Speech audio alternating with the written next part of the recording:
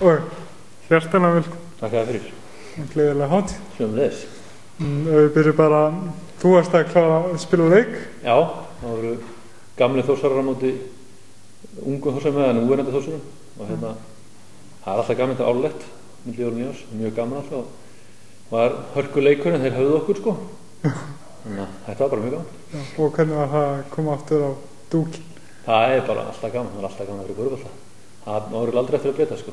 Alltaf rosa gaman að spila og sérstaklega með að keppa, það er alltaf verið svona, alltaf mjög gaman að því sko. Þannig að þetta var bara alveg snillt. Núna, já, í haust þá lagðir þú skóna heilfina. Já. Þið hefur ekkert kýtlað í hana? Jú, manni kýtlar alltaf, það er svolítið meira en að segja að hætta ykkur bara sem maður er búin að gera í, já, 18 ár og alltaf bara einn daginn að segja þegar nú er ég hættur, þá er alltaf, það er meira en að segja, manni kýtlar alltaf, já, maður gerir það, en ég er samt alveg sáttur bara um mínu ákvörðinu. Já, þannig að. Tók þetta svona, var þetta langur aðdánandi hjá þér? Já, ég var svolítið lengi ákveðið þetta, ég byrjaði að velta þessu fyrir mig strax síðasta vor sko og ákvaði að taka mig sumari að svona velta með mér hvað ég ætlaði að gera og svo kom haustið og undirbúðstímabilið og ég var ekki alveg búinn að ákveða mig og ég var rauninni ekkert alveg ákveðin í þessu fyrir bara, já það hefði ekki bara verið komið september eða eitthvað sem að ég fannst eiginlega, já þá eiginlega varði ég að taka ákvörðun og þá var þetta orðin og þetta var bara orðið gott. Já. Þannig að ákveða að láta staðið numið núna. Alveg á byrjunni, ég held að Gústi hafi einhvern tíðan sagt að þú hafi byrjað 14 ára eitthvað? Já, byrjað 14. Af hverju körfubolta? Já, sko, ég var reyndar aðeins konar þykkt í körfubolta, ég var eitthvað aðeins hérna í minniboltanum bara hálfa metru eða eitthvað, en ég er náttúrulega bjóð upp á brekku. Ég er náttúrulega, má náttúrulega kannski segja það, en ég var náttúrulega káamaður, sko, og bjóð bara við hliðina á káaheimilinu.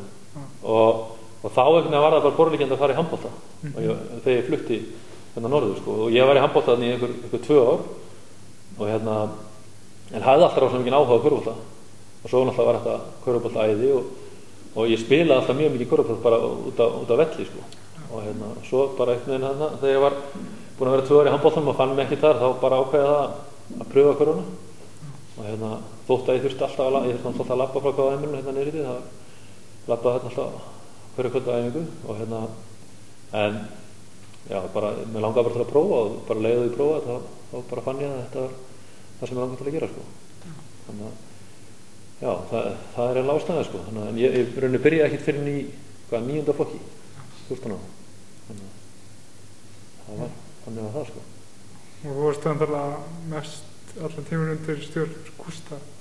Já, ég er enda sko, Jónas var að þjálfa þarna fyrsta árin sko Jónas þjálfaði mig alveg sko í 9., 10. og fyrra árið í drengjaflokki. Svo tekur Gústi við þarna þegar ég er á 17 árið í drengjaflokki og hann þjálfaði mig svo þarna drengjaflokk, úlingflokk og meistaraflokk. Þannig að ég var hjá Jónas til að byrja með sko. Mjög heppinn með þjálfari þar líka. Það kendi mig mjög margt, mjög fær þjálfari sko. Þannig að þetta eru svona 2 fyrstu þjálfarnir, það er Jónas og svo Gústi. Og þú varst náttúrulega yfirleitt alltaf þið voru alltaf svona við toppbártun alltaf? Já, við vorum með bara strax í 9. flokki, þá vorum við með bara nokkuð gott lið og vorum yfirleitt í Areli. Ég man bara eftir einni sko túnurningu sem við erum ekki í Areli síðan ég byrjaði sko í yngreflokkuna. Þannig að við vorum alltaf með frekar gott lið, en það var ekki þarna fyrir sko þegar Gústi tekur við okkur 9 drengjaflokki sem voru sko með virkilega gott lið. Og við reynda náðum ekki á Íslandsmeistari það ára en þeir eru svo Íslandsmeistarar sko árið eftir og svo í úlingaflokki þá vorum við með mjög gott lið og vorum 2 bikarmeistarar og það var alltaf mjög skemmtilegu tími sko það var svona mjög eftirminnilegt þessi tími í úlingaflokki og drengjaflokki sko og mjög lærdómsríkur það líka sko þannig það var mjög góð tími. Og svona þegar þú vart að byrja 14 ára gamall dattir svona þér einhvern tíðan í huga þú ættir eftir að vera svona með betri Íslendingum í efstu deild og íþróttum að fórst tvisvar? Nei, maður kannski hugsar ekki kannski alveg þannig að það er alltaf, þú veist, þegar maður er að byrja, þú veist, 14 ára, þá er maður alltaf að horfa á NBA og maður er alltaf, maður sé sem alltaf bara NBA, sko. Þannig að maður er alltaf bara að spila við Jordan og þess að í huganum, sko, og allt þetta, þannig að auðvitað alltaf þegar maður er krakki, hann alltaf með háflöða draum og allt svoleið, sko. en maður kannski hugsaði ekkert endilega svona sko, ekki þannig sko, en auðvitað náttúrulega maður ætlaði alltaf að vera góður, maður ætlaði alltaf að vera eins góður og maður mögulega gæti og maður alltaf, við æfðum mjög mikið og eins og ég segja, mjög heppnir þjálfara, báðir þessi þjálfara sem með þetta í ynglflokkunum eru sko mjög metnaðarfullir og eru stöðugt út við auka æfingar og þannig að maður fékk í rauninni að æfa kannski meir en maður hefði kannski að æfa, maður fekk mikið að auka æfingum og allt þetta, þannig að maður fékk í rauninni sko tækifæri til þess að bæta sig og það náttúrulega mikið að þeim fyrir krakka og líka náttúrulega í dag að fá tækifæri til þess að bæta sig, fá tækifæri til þess að æfa náðu mikið, það skipt svo miklu máli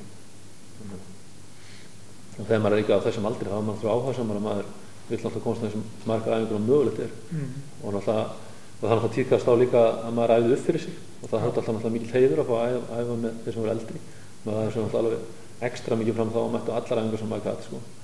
Þannig var það sko.